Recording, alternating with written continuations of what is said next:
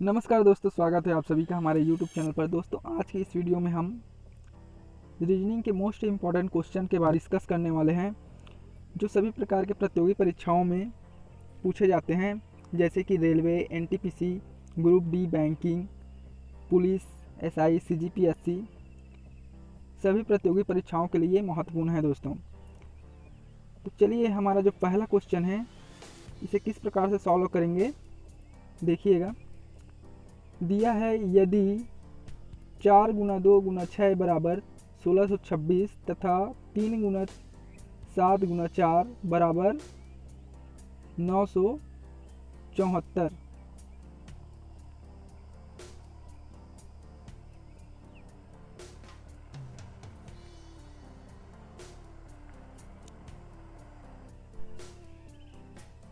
दोस्तों, यहाँ पर आप ध्यान देंगे, 4 गुना 2 गुना 6 बराबर 1626 लिखा है। ये किस प्रकार से लिखा है, हम इसको सॉल्व करके देख लेते हैं। 4 गुना 2, 4 दूनी 8 और 8 6 का 56, 8 6 का 56 होता है दोस्तों। तो इस प्रकार से तो नहीं आ रहा है। यदि हम 4 का स्क्वायर करके देखते हैं, 4 का स्क्वायर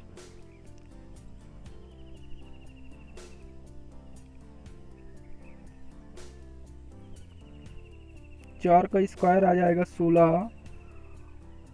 और दोस्तों, 2 और 6 को ज्यों का त्यों उतार देते हैं। चलिए, इसी प्रकार से दोस्तों 3 गुना 7 गुना 4 को भी सॉल्व करके देख लेते हैं। ये हमारा जो ट्रिक है सही बैठता है कि नहीं। 3 का स्क्वायर कर लेते हैं, 3 का स्क्वायर हो जाएगा 9, और इसके बाद 7 और 4 को ज्यों का त्यों उतार देंगे। तो ये बिल्कुल सही है दोस्तों। इसी प्रकार से हम तीसरे वाले को भी करके देख लेते हैं। 5 का स्क्वायर हो जाएगा 25, 25 और 6 और 8 को ज्यों का त्यों उतार देंगे। अब ऑप्शन में देखते हैं दोस्तों, 2568 किस वाले ऑप्शन पर दिया है। तो ये ऑप्शन नंबर बी बिल्कुल सही हो जाएगा दोस्तों। इस प्रकार से आपको ये वाला जो क्वेश्चन है समझ आ गया होगा। चलिए, नेक्स्ट क्वेश्चन की ओर बढ़ते हैं।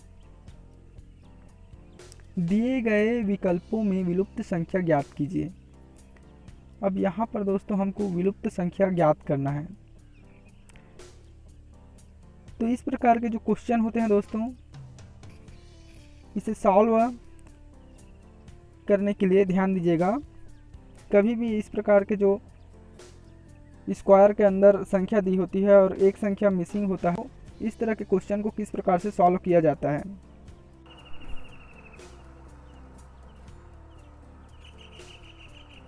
दोस्तों, इस प्रकार के क्वेश्चन को सॉल्व करने के लिए हम बड़ी वाली संख्या की ओर आंसर लाने का प्रयास करते हैं। जैसे 9 और 4 को जोड़ेंगे तो 14 आ जाएगा। इस प्रकार से बड़ी वाली संख्या जोड़कर या फिर घटाकर या फिर भाग देकर किसी भी प्रकार से आपको सॉल्व करने पर जो बड़ी संख्या है उस तरफ आंसर आपको लेकर के आना है दोस्तों। तो हम ऐसे भी देख सकते हैं इस तरह, या फिर इस तरफ आंसर ला के देख सकते हैं। तो 9 में 4 गुना करने पर भी नहीं आ रहा है। अगर यदि हम 9 का स्क्वायर करते हैं तो 81, फिर भी नहीं आएगा। और 4 का स्क्वायर करके घटाएंगे तब भी नहीं आएगा। तो हम इसे इस ओर देखते हैं दोस्तों। तो यहाँ पर जो 14 दिया है, 14 प्लस 12 करके देख लेते हैं, बराबर हो जाएगा 26। और 26 में हम 10 को माइनस कर लेंगे तो 16 आ जाता है दोस्तों। इसी प्रकार से दोस्तों 9 धन 7 बराबर 16, और 16 में 5 घटा लेंगे बराबर 11। इस प्रकार से सेकेंड वाला कॉलम भी सॉल्व हो गया। अब तीसरे वाला कॉलम को भी इसी प्रकार से हम सॉल्व कर लेंगे। 4 धन 2 बराबर 6 और 6 में 0 घटाएंगे तो 6 बच जाएगा दोस्तों। अब देख लेते हैं ऑप्शन में 6 दिया है कि नहीं। तो दोस्तों यहाँ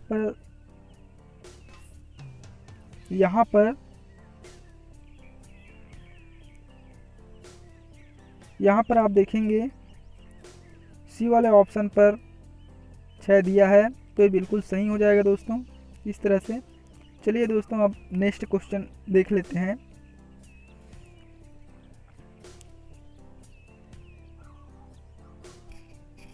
नेक्स्ट क्वेश्चन है, एल और एम बहनें हैं, पी एल का पति है, ओ एम का पति है, क्यू एम और ओ का पुत्र है, तो एल और क्यू का क्या संबंध है। इस प्रकार से क्वेश्चन को सॉल्व करने के लिए दोस्तों आपको डायग्राम बनाने की आवश्यकता होती है। यदि आप डायग्राम बनाना आ जाएगा आपको, यदि आप सीख जाते हैं तो आपको बाद में कभी भी डायग्राम बनाने की भी ज़रूरत नहीं पड़ेगी। आपको देखकर ही आपके जो माइंड में है डायग्राम सेट हो जाएगा और तुरंत देखने के बाद कुछ ही सेकंड में आप आंसर चूज़ कर लोगे।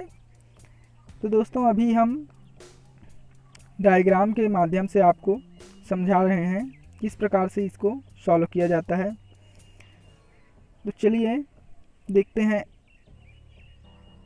एल और एम ये दोनों बहनें हैं, फीमेल है तो माइनस लिख लेते हैं इसके ऊपर। और इसके बाद जो पी है एल का पति है, पी एल का पति है, ओ एम का पति है, ओ एम का पति है, क्यू एम और ओ का पुत्र है। क्यू की जो माता है एम है और जो पिता है ओ है। इस प्रकार से समझेंगे तो एल और क्यू का क्या संबंध है। तो यहाँ पर दोस्तों एल और क्यू का संबंध पूछा गया है। तो ये क्यू का जो है एल मौसी लगेगी, तो मौसी से जो इसका संबंध है क्यू का, तो ये हो जाएगा दोस्तों पुत्र। डी नंबर ऑप्शन बिल्कुल सही हो जाएगा। दोस्तों आशा करता हूँ ये वाला भी आपको क्वेश्चन अच्छे से समझ में आ गया होगा। चलिए नेक्स्ट क्वेश्चन की ओर बढ़ते हैं।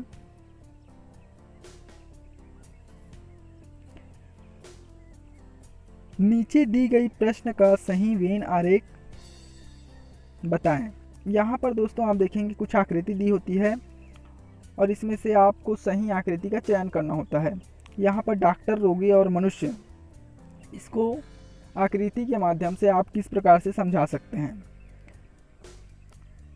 दोस्तों आप देखेंगे डॉक्टर, रोगी और मनुष्य तीनों अलग नहीं हैं, तीनों अलग नहीं हैं, क्योंकि जो मनुष्य होता है वो डॉक्टर भी हो सकता है, रोगी भी हो सकता है। तो ये वाला जो ऑप्शन है देखेंगे सी वाला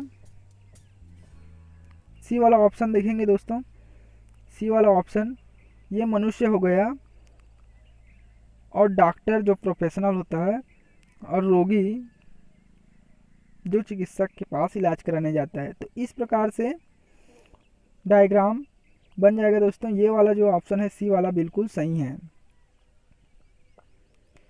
चलिए दोस्तों हम नेक्स्ट क्वेश्चन की ओर बढ़ते हैं।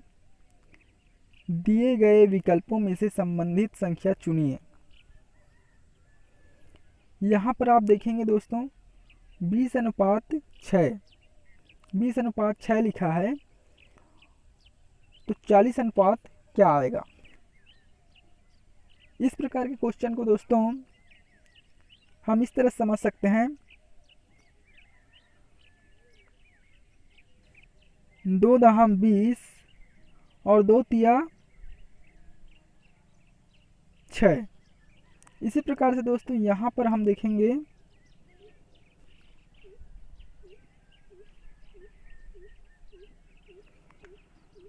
4 दहम 40